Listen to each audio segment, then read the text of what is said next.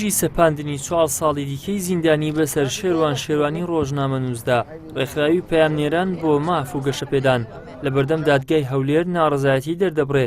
ڕێکخراوەکە دەڵێت حکومەکەی دادگا پێشێل لە یاسای ژمارە 35 ساڵی 2007 ڕۆژنامەنووسانە.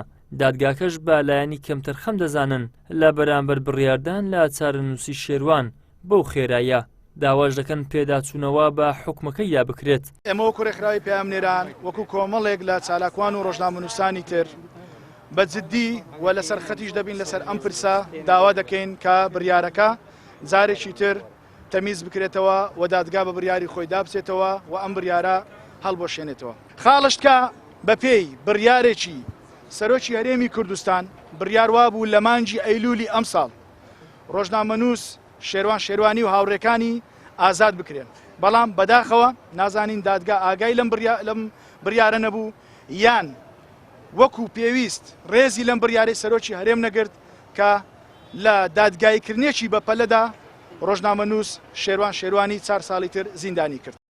پارێزەرانیش باز لەوە دەکەن کات لە بەردەمیاندا ماوە، بۆیە تانان لە بڕیارەکەی دادگا دەدەن و تەمیزی دەکەنەوە.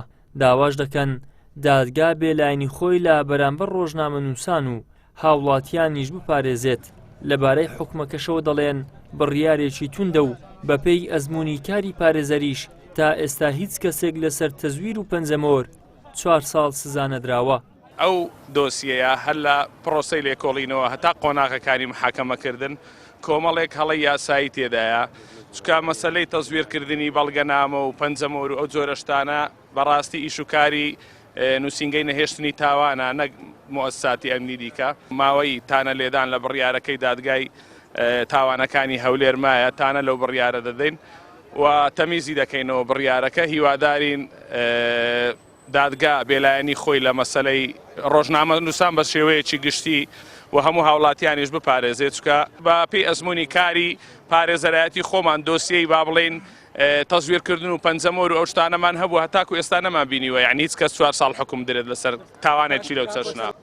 بە درێژایی 4 ساڵ لە ناسەقامگیری دارایی و کۆمەڵایەتی لە هەرێمی کوردستان کە هاوتای تەمەنی کابینەی نۆیمی حکوومەتی هەرێما سەرۆک و بەرپرسانی ئەم کابینەیە باز لە ئازادی ڕادەربڕین و ڕۆژنامەگەری دەکەن، کەچی ئەوەی لەسەر ئەرزی واقع دەبیندرێت ئەوەیە کاربەدەستان تەنانەت ئازادی تاکە ڕۆژنامەنووسێکیشان پێ قبوڵ ناکرێت و بە تۆمەتی سەیر و سەمەرە و نایاسایی ماوەی بەندکردنی بۆ درێژ دەکەنەوە. ئیدریس محەممەد، کەناڵی ئاسمانی پەیام، هەولێر.